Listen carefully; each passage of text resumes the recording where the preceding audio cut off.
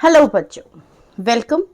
हम इस बार पढ़ेंगे नेक्स्ट पैराग्राफ जो कि फ्रेंच रेवोल्यूशन के नेक्स्ट पेज पर है। इससे पहले हम इस मैप वर्क को समझने की कोशिश करते हैं। ये मैप वर्क दिया है, इसमें थोड़ा सा अगर आप ध्यान देंगे तो आपको आइडिया हो जाएगा कि फ्रांस और उसके आसपास के जो एरियाज थे उस टाइम पर वो कैसे एक दूसरे से कनेक्टेड थे, या उस टाइम पर जो जो पॉलिटिकल चेंजेस थे वो क्या थे बाउंड्रीज के।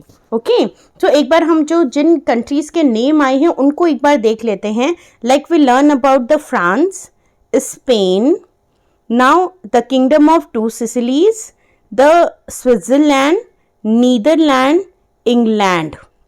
Okay, there is a Prussia and Denmark. So इन सारी जो एरियाज हैं इनके बारे में हम पढ़ेंगे इस पैराग्राफ में। ओके, तो स्टार्ट करते हैं। इस पैराग्राफ की सबसे इंपॉर्टेंट चीज है कि जब नेपोलियन 3 फेजेस चेंज हो गए थे, बहुत रैंडम। कैसे? 1789 में फ्रेंच रेवोल्यूशन हुआ, मोनार्की हटी और लगभग डेमोक्रेसी या नेशनल असेंबली का सेटअप हो गया। लेकिन उसके कुछ ही टाइम बाद ही नेपोलियन आ गया और उसने वापस से डिक्टेटरशिप एस्टैब्लिश कर दी फ्रांस में। तो इस चैप्टर में इस पैराग्राफ में हम पढ़ने की कोशिश करेंगे कि जब नेपोलियन आया तो क्या चेंजेस लेकर आया था और उसने एडमिनिस्ट्रेशन को कैसे चेंज किया। उसने देखा कि कैसे किन चीज़ों की ज़रूरत है लोगों को, कि क्या चीज़ें चाहिए लोगों को वहाँ पर चेंज करने के लिए, उनके बारे में। So let's start with this para. That Napoleon set about the introducing many reforms he had introduced in France. Napoleon ने आते आते बहुत सारे चेंजेस किए फ्रांस के एडमिनिस्ट्रेशन सिस्टम में। That return to monarchy, Napoleon had no doubt destroyed democracy in France. ये बात तो बिल्कुल श्योर है कि अगर नेपोलियन आया और वो एक डिक्टेटर था या एक सिंगल रूल पर्सन था तो डेमोक्रेसी तो अब फ्रांस में थी नहीं। But administrative field had incorporated revolutionary principles order to make the whole system more rational and efficient. लेकिन उसने कुछ चीजें अच्छी करी, जैसे उसने टोटल जो मोनार्कियल सिस्टम था 1789 या उससे पहले में, वो सिस्टम फॉलो नहीं किया, बल्कि कुछ रैंडम चेंजेस करे जो रेवोल्यूशनरी प्रिंसिपल्स पे ही हम कह सकते हैं डिपेंडेंट थे, और ज्यादा रैशनल से ज्यादा एफिशिएंट थे, जिससे वहां के रहने वाले लोगों को ज्यादा बेनिफिट्स मिल सके। द सिविल कोड 1804 एग्जैक्ट ये क्वेश्चन आता है, एक्सप्लेन द 1804 सिविल कोड और एक्सप्लेन द नेपोलियनिक कोड। तो इसे आप बहुत अच्छे से समझें point wise. Usually known as a Napoleonic code. MCQ question also कि नेपोलियनिक कोड और किस नाम से जाना जाता है? So civil code 1804 did away with the privileges based on birth. हम इसको नंबर वाइज पढ़ेंगे कि कैसे जो नेपोलियनिक कोड था उसमें कौन कौन सी चीजें थी। The first thing, privileges based on birth. उसने बोला कि सबसे पहले वो चीजें हटा दो जो प्रिविलेजेस मिलते हैं बर्थ के थ्रू। मतलब अगर एक राजा के घर में एक बच्चा पैदा होता है तो उसे ऑलरेडी पहले ही प्रिविलेजेस मिल जाते थे पहले कि वो राजा का बेटा या बेटी है। तो नेपोलियन ने बोला कि ये प्रिविलेजेस बर्थ के थ्रू नहीं मिलेंगे, बल्कि आपको आपके कैलिबर या कैपेसिटी के अकॉर्डिंग मिलने चाहिए। तो फर्स्ट थिंग उसने क्या करी, दैट उसने जितने भी प्रिविलेजेस थे जो बेस्ड ऑन बर्थ थे उनको हटा दिया, रिमूव कर दिया। The second thing is established equality before the law. उसने बोला लॉ के सामने, कानून के सामने हर कोई बराबर है। देखो दोनों चीजें सिमिलर हैं थोड़ी थोड़ी, कि प्रिविलेजेस हटा दिया मतलब everybody is a common one, और एस्टैब्लिश इक्वलिटी तो कॉमन है तो हर किसी में इक्वलिटी होगी, हर कोई बराबर होगा। The third thing is secure the right to property. उसने बोला हर किसी के पास अपनी खुद की प्रॉपर्टी होगी। लाइक आपके पास आपकी प्रॉपर्टी है तो ये आपका राइट है। ओके, तो राइट टू प्रॉपर्टी का रूल बना दिया। This code was exported to the regions under French control. और ये जो रूल्स बनाए गए ये धीरे धीरे एक्सटेंड किए जाने लगे जहां जहां पर नेपोलियन अपने टेरिटरी को एक्सपेंड करता जा रहा था, जहां जहां वो उसको बढ़ाता जा रहा था। ऑलरेडी धीरे धीरे छोटे छोटे जो रूल्स थे, ये जो चेंजेस थे, ये आगे भी बढ़ाए जा रहे थे। That in the Dutch Republic in Switzerland, अगर हम बात करें डच रिपब्लिक की, स्विट्जरलैंड की, इटली की या जर्मनी की, नेपोलियन सिंप्लीफाइड एडमिनिस्ट्रेटिव डिवीजन, उसने क्या किया, एडमिनिस्ट्रेटिव सिस्टम को छोटे छोटे डिफरेंट पार्ट्स में या लेवल्स में डिवाइड कर दिया। अबॉलिश द फ्यूडल सिस्टम, उसने बोला जमींदारी प्रथा या आज के बाद कोई भी किसानों से अपने हक से टैक्सेस नहीं वसूल सकता। फ्यूडल सिस्टम मतलब पहले क्या होता था कि जो जमींदार है वो किसान से टैक्सेस के नाम पे चीजें लिया करता था, रेवेन्यू लिया करता था और उसमें से थोड़ा सा पार्ट अपने पास रखता था और थोड़ा पार्ट राजा को एज अ टैक्स दे दिया करता था। तो नेपोलियन ने बोला नहीं, आज के बाद जिसको भी टैक्स देना है वो मुझे या राजा को डायरेक्ट देगा, ना कि बीच में कोई जमींदार या कोई ब्रोकर कह सकते हो आप, कोई भी पर्सन बीच में नहीं होगा। सो ही अबॉलिश द फ्यूडल सिस्टम, उसने ये जमींदारी टाइप की प्रथा थी इसे भी खत्म कर दिया।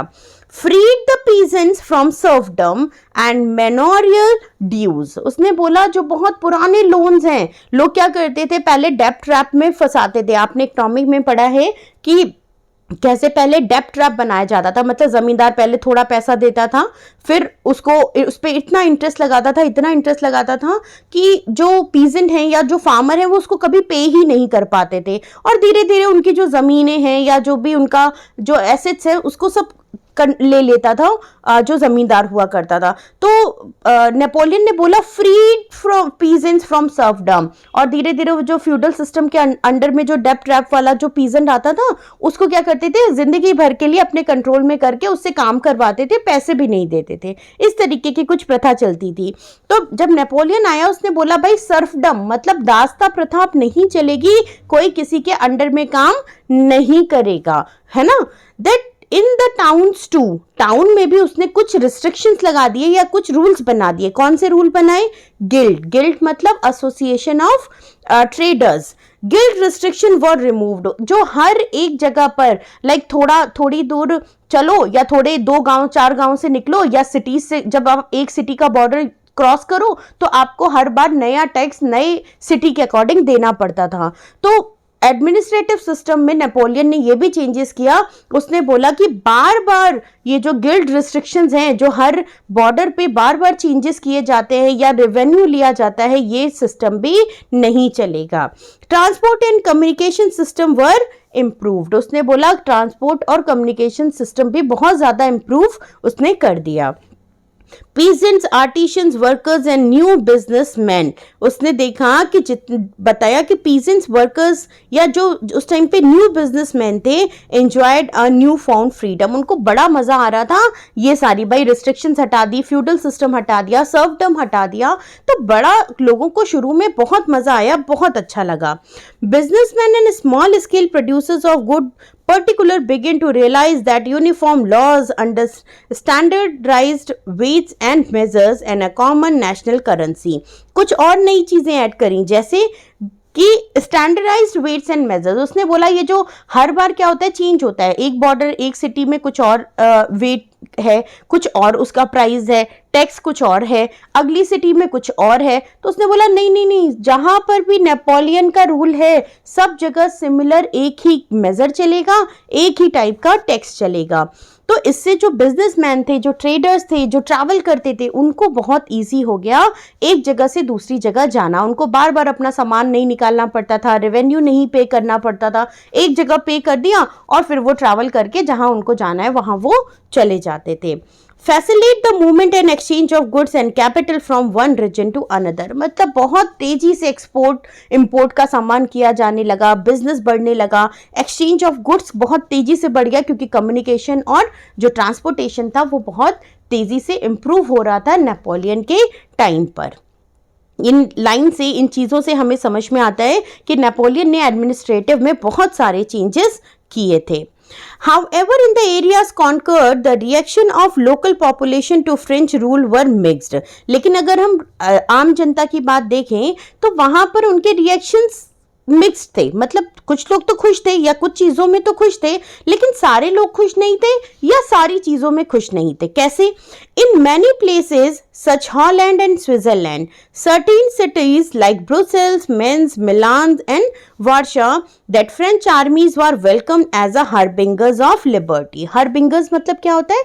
कोई जो आपको संदेशा लेके आए, या जो भी जैसे आकाशवाणी आप कह सकते हो कि कोई भी चीज जो पहले होने वाली है आगे, उसके बारे में बताने वाला। तो ये जो सिटीज थी, इनमें जब ये फ्रेंच आर्मीज के जब लोग जाते थे, सोल्जर्स जाते थे, तो उनका पहले बहुत स्वागत किया गया, वेलकम किया गया कि ये हमें ना लिबर्टी के बारे में बताएंगे, फ्रीडम के बारे में बताएंगे। बट इनिशियल एंथुसियाज्म, लेकिन शुरू में जो लोगों में एंथुसियाज्म, जो उत्साह था, सून टर्न हॉस्टिलिटी, जल्दी ही ये निराशा में बदल गया या डर में बदल गया। That become clear the new administrative arrangements did not go hand in hand with political freedom. लोगों को जल्दी ही ये बात समझ में आ गई कि ये जो देखने में बहुत अच्छा लग रहा है ना, कि फ्यूडल सिस्टम हटा दिया, मेजर्स, स्टैंडर्ड मेजर्स आ गए, है ना, ये कुछ चीजें तो अच्छी हैं, लेकिन ये जितनी अच्छी दिखाई या बताई जा रही हैं, एग्जैक्टली ये उतनी अच्छी भी नहीं है। इंक्रीज टैक्सेशन, लोगों की प्रॉब्लम्स क्या थी? कई बार 3 मार्क क्वेश्चन में आ जाता है कि नेपोलियनिक कोड के आप कुछ डीमेरिट्स बताओ। So there is given a demerits of civil code 1804। Increase taxation, taxation बढ़ा दिया था, भाई आपको बार बार तो नहीं देना है, लेकिन आपको एक बार में ही ज्यादा रेवेन्यू या टैक्स पे करना पड़ेगा। सेंसरशिप, नेपोलियन ने बहुत स्ट्रिक्टली सेंसरशिप लगा दी कि कोई भी मुझसे बिना पूछे या मेरी बिना परमिशन के ना तो कोई कहीं पर मेरे बारे में कुछ लिखेगा, ना बोलेगा, ना प्ले करेगा। मतलब सेंसरशिप, नेपोलियन के बारे में कोई कभी कहीं किसी भी तरीके की बात नहीं कर सकता था। That force conscriptions into the French armies required conquer the rest Europe, क्योंकि भाई यूरोप को जीतना था। भाई जो नेपोलियन था उसका मेन गोल क्या था कि मुझे पूरे यूरोप पे कब्जा करना है। फ्रांस क्योंकि उस टाइम सबसे ज्यादा पावरफुल हुआ करता था, तो अगर फ्रांस पे कब्जा कर लिया तो अब मैं धीरे धीरे पूरे यूरोप को कब्जा करूंगा। इसलिए वो फोर्स रिक्रूटमेंट, जबरदस्ती लोगों को, जो यंग लोग हुआ करते थे, मेन जो हुआ करते थे, उनको जबरदस्ती अपने फोर्स में अपने सोल्जर्स की तरह रिक्रूट किया करता था। All seem to overweight and advantages of administrative changes, और ये सारे जो चेंजेस थे ये एडवांटेजेस के ऊपर ज्यादा बुरे लग रहे थे। मतलब लोगों को लग रहा था कि पुराना वाला ही कहीं ना कहीं ज्यादा बेटर था। ओके, तो ये था अबाउट द नेपोलियन। अब हम इधर एक पिक्चर भी देख लेते हैं नेपोलियन की। The courier of Rhineland loses all that he has on his way home from Leipzig. इसमें नेपोलियन को बनाया गया है, जिसके आप देख रहे हो कि उसके एक पोस्टमैन की तरह शो किया गया है, जिसके बैक से सारे ये जो लेटर्स हैं ये गिर रहे हैं। इसका मतलब है कि धीरे धीरे जो यूरोप था वो नेपोलियन की इस चाल से समझ गया था उसकी चाल को, और धीरे धीरे जो टेरिटरीज थी वो नेपोलियन के पास से गिर रही थी या बाहर की तरफ निकल रही थी, वो फ्री होना चाहती थी। तो आई होप लाइन वाइज ये पूरा पैराग्राफ नेपोलियनिक कोड का आपको समझ में आ गया होगा। सो इसी होप के साथ ये वीडियो यहीं पे एंड करती हूँ, और अगर वीडियो पसंद आए तो प्लीज़ लाइक और शेयर और सब्सक्राइब ज़रूर कर दें। Thank you so much.